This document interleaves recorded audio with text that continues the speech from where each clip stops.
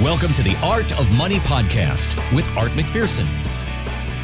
Art McPherson's had the opportunity to sit down with celebrities, athletes, A-list actors. You can hear all these great interviews at artofmoneyradio.com. But Art McPherson, recently back from L.A., the Pump Brothers Foundation, some more celebrities got to hang out with. Tell me more about it. Well, the foundation is a great foundation. So I lost my mom 17 years ago, unfortunately, to cancer. So it's a near and dear thing to me, cancer research and also cancer cures. So being involved with that is a big deal for me. They're a great organization. And then we get a chance to rub shoulders with a lot of these people in the sports world, which, you know, we have Coach Julie on the show for a reason, right? So I love sports. So it's a lot of fun to meet really like-minded people and talk a little bit about their successes and their failures as professional athletes and kind of what makes them tick. And what I have found, whether it's somebody who's exceptional like Mr. Wonderful we had on today, or somebody who's exceptional in a sport, they all have that same special ability, which is they set really high goals and they had ways to measure their success and for them to be able to accomplish those big dreams. And they worked very hard at it. None of their success was by accident, by happen chance. They reached that success by work and work and work, you know, so that work ethic is really what pushed them to those new levels of success. Mm-hmm.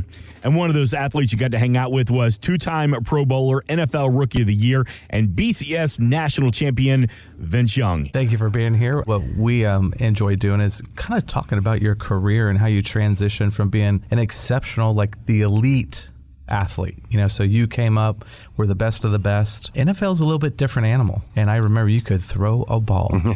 And you were kind of in that transition period of where it was going from the drop back passer to the guys that could run a little bit, and you could do both. Mm-hmm. But the league still hadn't quite adopted the play calls. And did that affect you in the NFL, or did you feel like you just had enough talent you could do what you needed to do? Well, I was just determined to change that part of the NFL, not wanting most of your quarterbacks to move around as much as some of the quarterbacks was. And you got the guys like Tom Brady, Peyton Manning. It was more pocket passers.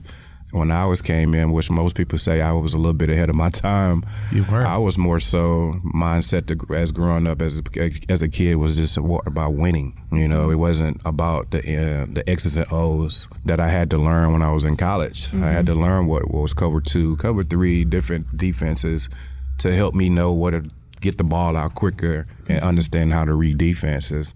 So I did a lot of that in college and got good at it. And then on the next level, I had to do more. And to protect my body as well, as stop running around a lot. But when it does time to happen, I don't have no problem with doing that. And I liked to see Big Ben. He was doing it. Myself, Mike Vick, and the list goes on. My thing was I just had to get better as a passer. And, you know, it wasn't no problem for me because, again, I just wanted to win and be out there with my teammates, and it was great. So as financial planners, we have McPherson Financial Group with the Art of Money Radio. We like to talk to you guys and just find out, what was your education? Did they give you an education, financial education, as you were coming into the league to prepare you for life after football? Well, in my era, yeah, it was there.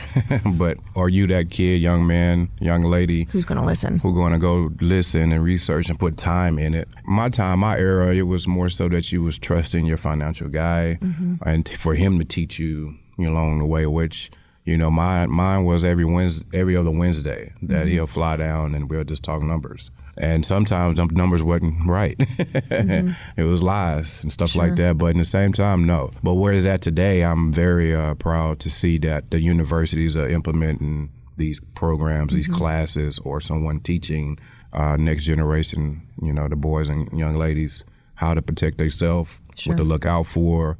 And then now the NFL they already had it, but they having more importance in it, especially during camp time. And then you have access to these things in the off season. So now you just got to put in your work and effort to, if you want to become a successful businessman, when you're all said and done, make sure that you are doing these things off the field so your transition don't have to be that hard. And I can be a testimony that it was hard, but in the same time, I had a steakhouse going, a restaurant going, I had my foundation going, I had my real estate business going. So I had something to transition myself into to put my time in, because a lot of people don't understand. You put so much time in sports, and then when you say you're done, okay, what are you finna do with all that time? Right. You're still young. You're still young, you have for one. a lot of life to go. And a lot of the young men, young ladies, it's tough because you don't want to leave the game. But, I try to tell people and mentor people, like, now you have to go put a lot of your time in to whatever that is that you want to do off the field. And there's nothing wrong with that, because you can use that time for something else to get yourself in some trouble, all kind of stuff. But in the same time, it's not over. Your life is not over because sports is over. Sure. Now you finna become a real man and a woman. Right. Kids, marriage. For sure. Financial, all kind of stuff is finna start really, putting it to the top of your list as a priority. Football's still a big part of your life right now? Somewhat, not much. I got my kids I'm focused on a lot. They taking a lot of my time, especially at this age group. They at that middle school age, so you need to actually always be there. But definitely, this is a major age for them. But I stay a part of football. I'm gonna always be a part of that. Train guys when they ask. Be around the University of Texas. Little leagues. I'm always at Little League football games or high school games. I like to be visible, to mess around with them clowns too as well. So your son playing football? Yeah, his first year football, 7th grade for his school. He's walking around with his chest out and stuff like that. I'm playing for my school, man. Yeah, this is different, Dad. Is he good? He's good. He plays wide out. He's a basketball player, but he's playing wide receiver and third string quarterback right now, but he loves basketball. Does he? Okay. Yeah, he loves basketball. A little bit easier on the body, too. Hey, do you? I'm just Dad. I'm just your Uber driver. Is that not Talk true? to my wife. She's the agent. Leave me out of all that. Mr. Taxi, yes. I remember those days. Art McPherson, Julie McPherson with Vince Young at the Pump Brothers Foundation. Julie did great, Art. Yes, she did. She was talking about pretty good questions, so she got a lot out of them. Let's hear some more. Here is Art McPherson with the NFL Man of the Year, 9-time Pro Bowler, 5-time CFL Grey Cup champion. Here's Art McPherson, Julie McPherson with Warren Moon. Warren Moon, thank you for joining the Art of Money Radio. Thanks for having me. I noticed when I was looking at your career stats, you played football for 23 years. Yeah, that's a long time. That's a long time to play. I mean, you were the football. original Tom Brady, I guess, right? Yeah, I was Tom Brady before Tom Brady. Yeah, exactly. That's Minus the my point. Super Bowls. That's right. But as far as the longevity and consistency, that's something I prided myself in. And I never thought I'd play that long when I started playing the game, because my goal was to one day make it to the National Football League. I think as a young kid, anybody who grows up wanting to be an athlete or wanting to be a football player, that's what their ultimate goal is. So mine was no different, but mine took a lot of twists and turns because of, the time of when we were living in the early 70s into the 80s. There wasn't a lot of African American quarterbacks, so I had to really prove myself to a lot of people that I could even play the position, because a lot of people didn't want me to play it. Right. But there's one thing I always remembered about you. You could throw the ball, about 80 yards down the field, it seemed like? I mean, you could throw it from the end zone to like the main 20. thing is being accurate.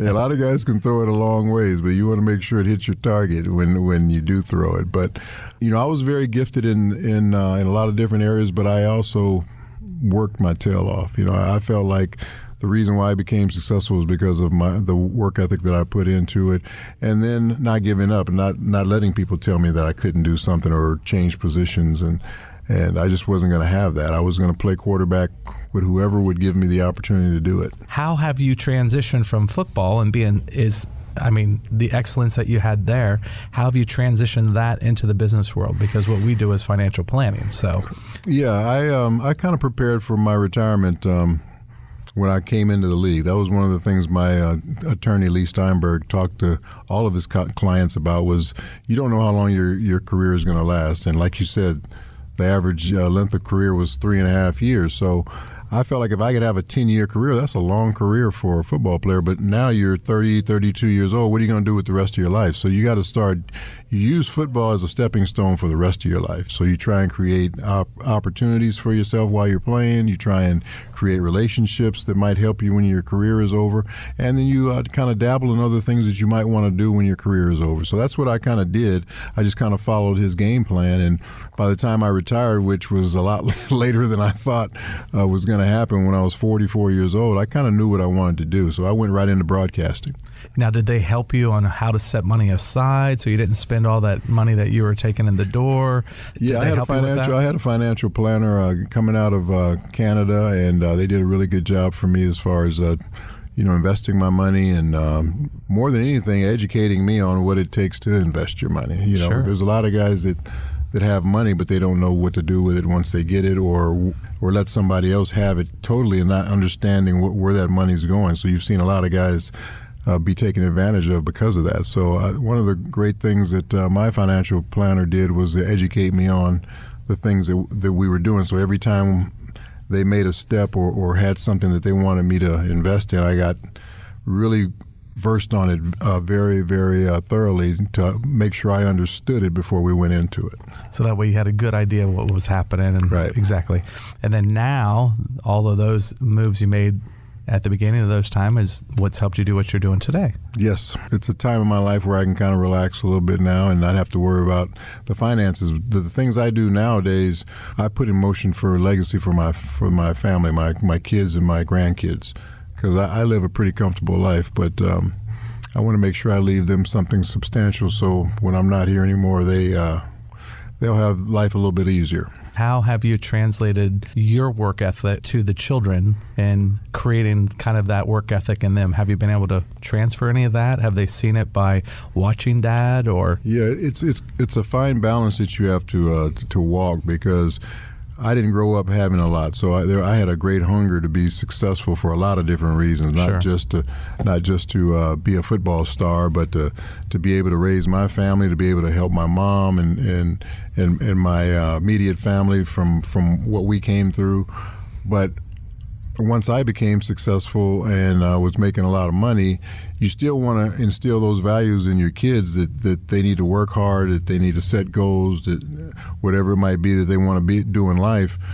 But you also want to try and give them everything that you didn't have when you were growing up. So there's a fine balance that you don't give them too much, right? Because you want them to still have that hunger to be successful and want to do things on their own. You do run the risk of giving too much most of the time, because you don't want your kids to ever want for anything, especially if you can give it to them.